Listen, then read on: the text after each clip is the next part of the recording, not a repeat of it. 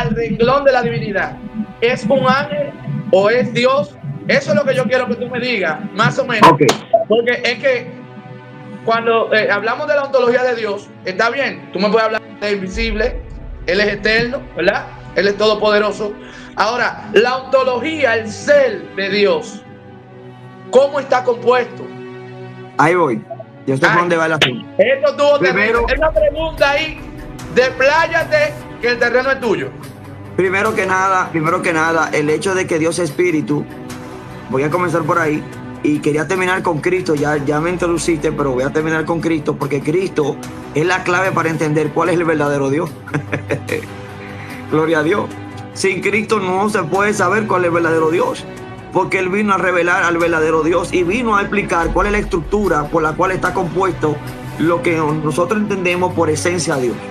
Primero que nada, cuando decimos que Dios no tiene forma, es forma humana. Dios no tiene forma, pero alguna forma espiritual tiene que tener a Él, que nosotros no desconocemos, que hasta al sol de hoy creo que no la conocemos. Si alguien tuvo una experiencia y la llevaron al cielo y vieron de que a Dios, eso es problema suyo. Yo soy más bíblico que otra cosa, y ninguna experiencia puede ponerse por encima de la Biblia. No puede ponerse por encima a nivel de doctrina.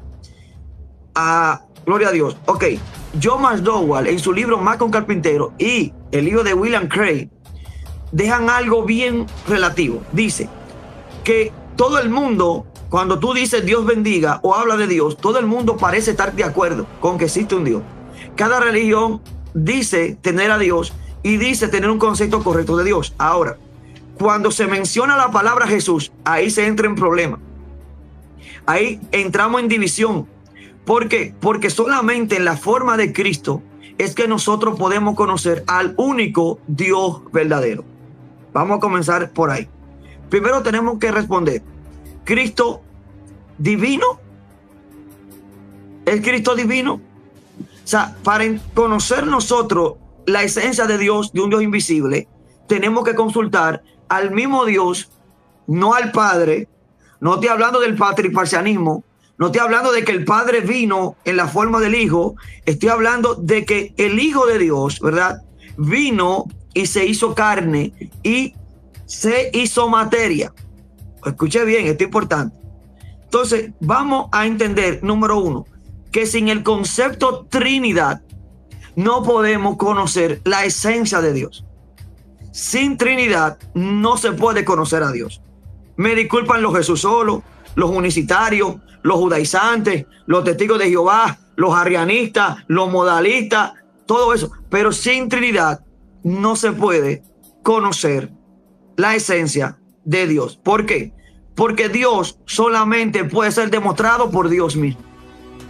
Dios no lo podemos demostrar con argumentos ontológicos. Dios no lo podemos demostrar con conceptos humanos. No hay teología, ni filosofía, ni ciencia que pueda revelarnos el carácter, la persona de Dios, sino solamente Dios mismo. Dios mismo puede revelarse Él mismo. Ahora, recordemos que Dios es un título. Ok, ahora vamos a entrar a la parte de la Trinidad y vamos a entender que Cristo no es cualquier humano. Cristo no es un rabino cualquiera. No comparen por favor a Cristo con Maimónides ni ningún sabio. O sea, no existe comparación. Jesucristo no es un maestro moral, un arquetipo como los teólogos liberales quieren decirlo a nosotros. O sea, Jesucristo viene siendo el Hijo, único Hijo de Dios, y por tanto comparte la misma naturaleza del Padre, porque Él mismo también se hace llamar Dios y es Dios igual que el Padre. Vamos ahora a respaldar esto con algunos textos bíblicos. Vamos a buscar el libro de Colosenses capítulo 2, verso 9. Amén. Porque esto es bien importante, porque si no entendemos quién era Cristo y no entendemos la divinidad de Jesús, entonces el testimonio de que tenga Cristo sobre el Padre no vale.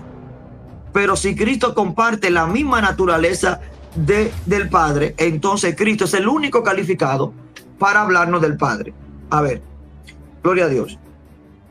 Colosenses capítulo 2, verso 9 en adelante. Vamos a leer esto. Dice, y hablando de Cristo, y recordemos que Colosa había penetrado una herejía sincretista que estaba buscando inclusive relegar la persona de Cristo del concepto que se tenía de él. Y dice, mirad que nadie os engañe por medio de filosofía y hueca sutileza, según las tradiciones de los hombres, conforme a los rudimentos del mundo, y no según Cristo. Porque en él, estamos hablando, gloria a Dios, de Cristo, porque en él habita corporalmente la plenitud de la deidad. Vamos a destacar, según el principio del contexto gramático, 3 palabras importantes para entender lo que Pablo está diciendo, porque hermano, gloria a Dios, Didacalo Didacalo dominicano, dale. Salió hace mucho una persona diciendo, investiguen por favor, investiguen. Yo no conecto con ese Jesús que me presentó Constantino. Oiga, cuánta ignorancia, hermano. O sea, tanto estudio para caer en un disparate tan grande. Bueno, perdón, disparate no. Para caer en una tontería tan grande. En un tollo, en un disparate, en una basura de teología. Sí. Okay. Dígaselo así. Dale. Así. Entonces, mire que, gloria a Dios, dice, hay 3 palabras para entender la divinidad de Jesús a partir del libro de Colosenses capítulo 2, verso 9. Primero, la palabra habitar. La palabra habita ahí es del griego kaitoikeo. Lo voy a decir bien al paso. Es kaitoikeo. Y kaitoikeo, y lo estoy pronunciando incluso de manera dominicana, para que se entienda, significa algo que se aloja permanentemente. Es un alojarse definitivamente, permanentemente. ¿Qué está diciendo? Que en Cristo se alojó permanentemente, y luego dice corporalmente, somáticos en griego, o sea, de forma física, en el cuerpo humano de Cristo se alojó permanentemente la plenitud de la deidad. Deidad, y esto es lo que me gusta de la Biblia y del apóstol, es que deidad no es Dios. Deidad se traduce del griego seotes, significa divinidad. Si el texto hubiera dicho Dios, entonces los patriparcianistas, los que creen que el Padre es Cristo, tuvieran razón. Pero Pablo está diciendo todo lo que tiene que ver con la divinidad, con la naturaleza divina, estaba permanentemente residiendo en el somáticos de Cristo, en el cuerpo humano de Cristo. Entonces aquí se prueba que Cristo es divino. Cristo, y tenemos que irnos, no sé si me da el tiempo para desplayarme, pero tenemos que irnos a Juan 1, yo sé que lo conoce bastante bien, la cual dice y cita, en el principio era el verbo, y el verbo era con Dios, y el verbo era Dios. La palabra era, que muchos no conocen ahí, viene de una palabra que significa en mí, y en mí hace referencia a una condición de existencia, una existencia continua, y también relata una existencia en el ámbito pasado, pero que sigue siendo. Entonces lo que está diciendo que el verbo, que según el contexto de Juan, en el verso 14, el verbo es Cristo, ya estaba en existencia antes de hacerse humano, antes de venir aquí y encarnarse. Él existía, pero hay otra cosa.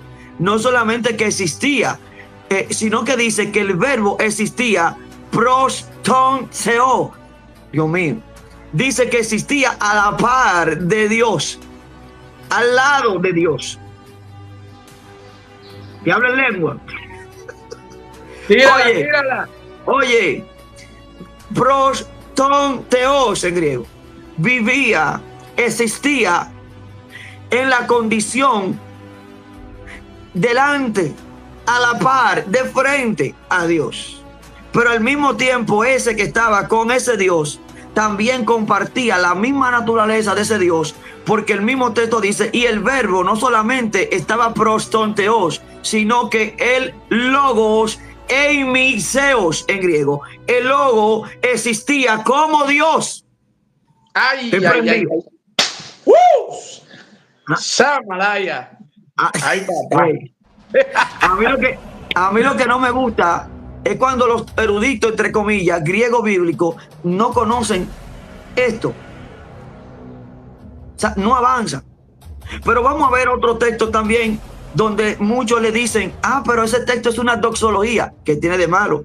Una doxología era prácticamente una doctrina que la cantaban. Era tan veraz que la cantaban. Es como cuando nosotros agarramos un texto bíblico y lo volvemos un himno. Estamos cantando algo bíblico, algo de Dios.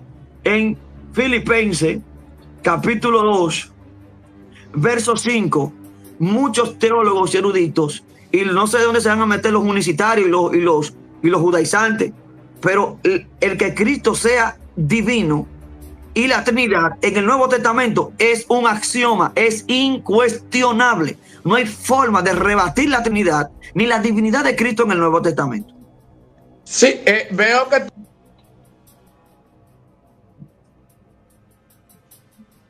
Aló, ¿me escuchas? Dime, te escucho. Veo que tú has mencionado el patriparcionismo. Patriparcionismo. Sí. Entonces, me gustaría saber porque yo veo, tú definiste lo que es la monolatría, ¿verdad? Monolatría y la enoteísmo. Ahora, yo quiero, porque la mayoría de los judaizantes, ¿verdad? Primero vámonos con los judaizantes y luego vamos. Veo que Jun está diciendo que se respeten. Manéjense con respeto. Sí, yo sé que el tema es polémico y yo sé que veo que hay una hermana que es católica ahí porque está un poco en contra de lo que estamos hablando. No hay problema que nosotros le vamos a sacar su tajada a ustedes ahora mismo. Vamos para de los católicos. Mira, hermana, si tú estás en esa iglesia católica, lo más recomendable es que tú salgas de ahí. Pero la iglesia católica, a Roma le va a caer fuego del cielo prontamente. Al Papa y a Roma le va a caer fuego del cielo. Pero tranquila que vamos con usted. Todavía yo estoy viendo los comentarios de usted. Todavía no le toman en cuenta. Voy con usted y le vamos a dar con su cuatriología, la mariología, o sea, en la creación de dioses de los católicos, que yo quiero que hablemos de eso. La creación de los católicos y los dioses. Pero vamos a destruir algunos argumentos que existen dentro de nosotros.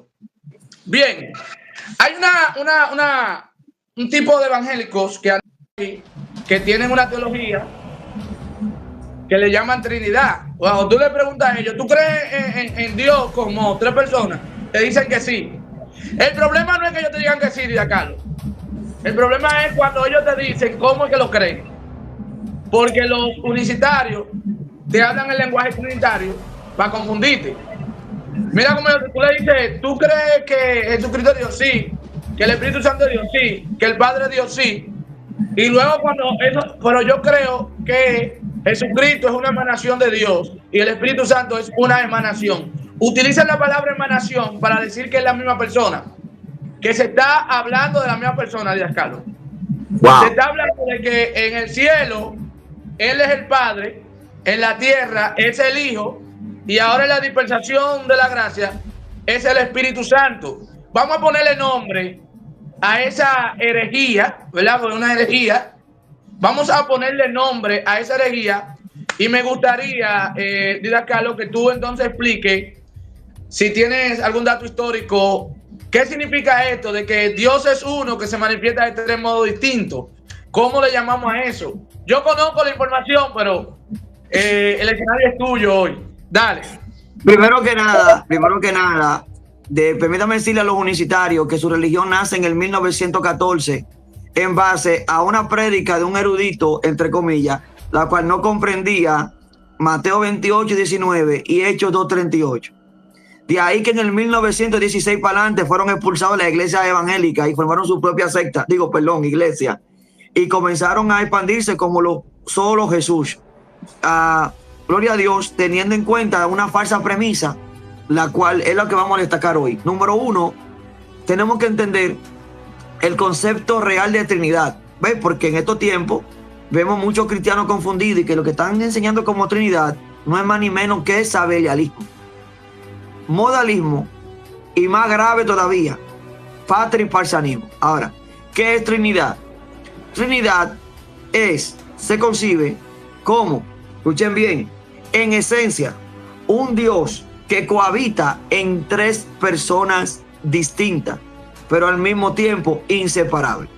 Esto es lo que es la Trinidad. Una esencia, Dios, que cohabita en tres personas distintas. Y estas personas que son distintas en personalidad, en esencia, son inseparables. Esto es un misterio que la teología misma, que la filosofía misma nunca lo va a poder comprender a cabalidad. Pero la Biblia es clara e incuestionable.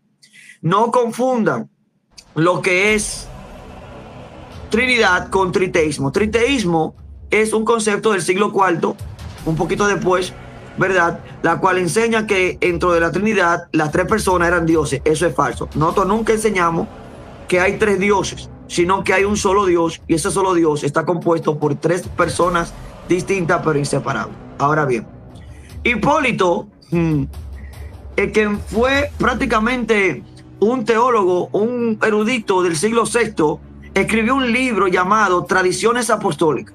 Y en ese libro él señala la herejía que le dio origen al sabelianismo. Lo que muchos teólogos hoy están defendiendo, de que Dios es una persona y que se manifiesta como hijo, como espíritu y como padre. Eso es una herejía. Eso es un error. Yo no culpo a quien lo sostenga, pero es un error. Y esto viene de un personaje llamado Noetus. Noetus, del siglo II, comenzó a no distinguir la persona del Padre con la persona del Hijo, diciendo que eran la misma persona. O sea que el Padre fue que vino y murió en la cruz. Gloria a Dios. Oye esto. Y que el Padre fue que subió. Y después que el Padre fue que vino como Espíritu Santo. Nunca el patriparcianismo dividió la persona o distinguió la persona del Padre de la persona del Hijo. Ahora luego, estas enseñanzas tomadas por un tal Epígono y un tal Pracea fueron recogidas y llevadas a Roma. Y en Roma, un creyente llamado Sabelio, ojo con esto, buscando explicar el concepto de la Trinidad, creó una herejía. ¿Qué creó Sabelio? El concepto que muchos pentecostales y que muchos que están viéndonos ahora creen que Dios consiste en una persona que se manifiesta de tres modos distintos. Eso es la antigua herejía de Sabelio y fue una readaptación del patriparcianismo, una antigua herejía del siglo II, la cual la iglesia condenó y no la aceptó. Vamos a comenzar de ahí. De manera que entonces la Trinidad tiene que ver con tres personas, siendo en esencia y componiendo al único y verdadero Dios. Y de esas personas hubo una de ellas que fue la que vino, que es la que leímos ahora y que vamos a seguir sustentando, que se llama el Verbo, que es el Verbo que existía, ¿verdad? Como que era persistente, como dice el texto griego, en mí, en era, y que estaba prostonteos, que ese Verbo que ya existía estaba a la par del Padre, a la par de Dios, y que también compartía la misma naturaleza de Dios, pero no era otro Dios, era en esencia el mismo Dios. Ahora yo quiero, antes de continuar, citar dos textos para que no quede incompleto esto. A los hermanos que nos están sintonizando acá, nosotros no estamos citando ni a Eusebio ni a fulano de tal. Estamos citando lo que los padres, lo que los apóstoles creían. Si usted tiene problemas con sus conceptos, si usted no cree, es un problema. Nosotros creemos a la Biblia. Mira, Carlos, no te preocupes por los comentarios, porque este tema es polémico y hay católicos conectados. Ya he visto que hay muchos católicos conectados. No te preocupes, no te preocupes. Sigue fluyendo, no veas los comentarios. Los católicos, los respeto. Estamos orando por los católicos para que el Señor, ¿verdad?, salve a los que tengan que salvar de entre ellos, ¿verdad? Sabemos, amamos, hermanos católicos, estamos orando para que el Señor los traiga con amor al Evangelio y que la paz de Dios llegue a su vida y que se puedan arrepentir. Pero la verdad hay que decirla aunque duela. Claro, claro. Dale, Carlos, sigue. Bien. Primero que nada, vamos a ver un texto. Libro de Filipenses 2:5 dice: haya pues en vosotros este sentir que hubo también en Cristo Jesús, el cual, ojo, siendo en forma de Dios. No dice siendo Dios para confundirlo con el Padre. Dice siendo en forma de Dios. No estimó ser igual a Dios. Yo pregunto, para que haya igualdad, ¿qué tiene que haber? Mínimo 2 personas. Si no hay otro, no se puede igualar. Para igualarte tiene que haber alguien distinto a ti en que tú te puedes igualar. Y aquí dice el apóstol, y pueden buscarlo en el texto crítico 1, texto crítico 3, texto crítico 4, Nestre Aland 21, 28, 27, 14. Pueden buscarlo en todos los textos críticos de la falacia de Westcott y Hort, el Nuevo Testamento crítico del año 1881, que fue lo único que hizo fue traer más apostasía a la iglesia. Pero de eso hablamos después, ¿verdad? Aquí entonces vemos dos palabras. Primero, siendo y forma. ¿Qué significa la palabra siendo? La palabra siendo se toma prestado del griego, la cual es huparjo. Huparjo significa una condición, estar, llegar, existir. O sea, existir, estar prácticamente en preposición auxiliar, existiendo. Esta palabra significa que Cristo tenía una condición existencial. Cristo estaba en existencia, ¿pero en qué? La palabra forma, que viene del griego morfe, significa naturaleza, aspecto, rasgos y características propias de una persona o cosa. ¿Qué es lo que está diciendo el apóstol? Que Cristo, ¿verdad? Gloria a Dios, estaba, aquí lo tengo yo, se me fue el texto, dice, Cristo existiendo bajo la característica propia del Padre, no estimó esto para estimarse ser igual a Dios con relación a lo que es el despojo. O sea, este otro texto, la cual dice que Cristo existía con la característica propia del Padre. Bien, Juan 10:30, también nos vamos a Juan 10:30, y Juan 10:30, que también lo conocemos nosotros, pero pocos lo saben explicar, gloria a Dios, dice, yo y el Padre, uno somos. La palabra uno, ahí, ¿verdad? Si partimos del hebreo, hay dos palabras en hebrea que podemos utilizar, que es Yashed y Ejad. Bueno, creo que el profesor ahí está, de cultura hebrea, tiene que saber lo que estoy hablando. Gloria a Dios.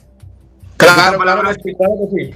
Perfecto. Entonces, él está en tu postura, no te preocupes, que yo conozco la doctrina del pastor Michel Almonte y él tiene nuestra postura. Bueno, perfecto. no sé más o menos, pero sé que tiene una postura cristiana. Dale. La palabra Yashed se refiere a único, que no hay otro. Por ejemplo, yo Jehová soy Dios y no hay otro. O sea, no hay otro. Dios es Yashed. Dios no tiene otro igual. Pero la palabra Ejad también es uno, pero no significa único en absoluto, sino una unidad compuesta y perfecta. Que me dio lástima que gente que supuestamente estudia el Midrashim, que estudia la Torá, que estudia los conceptos judíos, digan la barbaridad de que uno, Ejad, no es unidad compuesta como la que yo escuché el otro día. O sea, con el afán de negar la unidad en Dios, distorsionaron los conceptos. Ejad es unidad compuesta. Cuando Cristo dice el Padre y yo somos uno, desde la palabra hebrea, Ejad significa dos elementos distintos, pero que componen una sola esencia. Ejemplo de esto, Génesis 2:24. Dejará el hombre a su padre y a su madre y se unirá a su mujer y serán una sola carne. Ahí tiene que entenderse como Ejad, porque son dos personas formando un solo matrimonio. ¿Ok?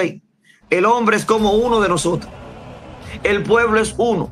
O sea, toda esa palabra habla de unidad compuesta. Y esto es la palabra en hebreo que define la relación entre el Padre y Cristo. Cristo está diciendo, el Padre y yo somos dos personas distintas, pero formamos una sola esencia. Ahora, vámonos a la explicación griega. La palabra griega para uno es heis. Heis es un numeral. Ahora, esta palabra se vislumbra con tres decidencias: masculino, femenino y neutro. Masculino, femenino habla de una unidad en propósito, pero cuando es neutro habla más de la naturaleza que de la mentalidad. Yo sé Ya tú sabes por dónde vamos, ¿verdad? O sea, que el autor de Juan sabe lo que está escribiendo. Lo que está diciendo Cristo, el Padre y yo poseemos la misma naturaleza. Si alguno quiere decir, si alguno quiere revocar esto, gloria a Dios, santo Dios. Oye. Y todavía ¿qué fue lo que tú dijiste? ¿Qué fue lo que tú dijiste? Ay, si todavía quiere alguno revocar esto, nada más tiene que irse a Juan 17. Padre, que ellos sean uno, como tú y yo somos uno. O sea, la palabra uno también es neutra para la iglesia. Significa que Pedro y Juan eran la misma persona. Significa que los 12 apóstoles eran una misma persona. Estaban hablando de que los 12 apóstoles conformaran una sola esencia, la iglesia. Sí, Dios mío, si nos vamos a Corintios, dice que el cuerpo, que es uno, está formado por muchos miembros. Eso se llama ejad. Eso es unidad neutra. Conformamos una sola esencia. Entonces, Cristo conforma una sola esencia con el Padre. Alguno dirá, algún Jesús solo. No, pero Juan 1 dice que el verbo era Dios. Dios es el Padre. No está diciendo que el Padre era Cristo o Cristo era el Padre. No. ¿Por qué? Porque Sejot, mencionado por José Martínez en su libro Hermenéutica Bíblica, dice, es necesario llamar la Biblia como su propio testigo. ¿Puede la Biblia ser invocada como propio testigo? Sí, porque la Biblia no es un libro. La Biblia es un conjunto de libros y que está compuesto por un conjunto de autores y por tanto sirven como testigos. Ahora bien, yo llamo al primer testigo, llamo a Primera de Juan capítulo 1. Primera de Juan capítulo 1, a la luz de Juan 1, le quita el título al Padre Dios y le llama Padre para quitar la confusión. Lo que hemos visto, lo que hemos oído, lo que hemos contemplado tocante al verbo de vida, la cual estaba con el Padre. Oh, ahora no le llama a Dios, ahora le llama al Padre. Y dice, el cual estaba con, otra vez repite, el cual estaba, dice, prostou con el Padre y se nos manifestó. ¿Quién fue que se manifestó? ¿El Padre o el Verbo? El Verbo que estaba con, prostonteo, que estaba con el Padre. Por eso es que Timoteo 3:16 dice, Dios fue manifestado en carne. Algunos dicen, viste, este texto dice que es el Padre que se manifestó, no es el Padre. Mira, yo he evitado hablar lengua aquí, pero tú me vas a hablar lengua, muchacho, Dios mío. Danza.